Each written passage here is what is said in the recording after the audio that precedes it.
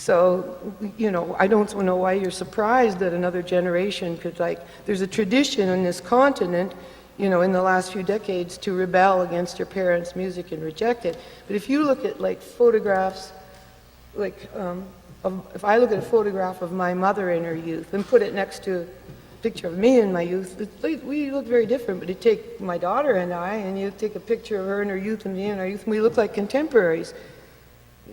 There hasn't been a lot of changes in the last, nothing radical in the last two generations, except that your generation inherited us in an apathetic pocket.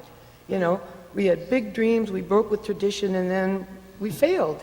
And the drugs took over, and there was this apathetic thing in the 70s, and then in the 80s we regrouped, and I'm speaking generally, and got, you know, greedy and materialistic, and you all got caught up, swept up in that thing. So no wonder your value system comes down to shop and non-shop.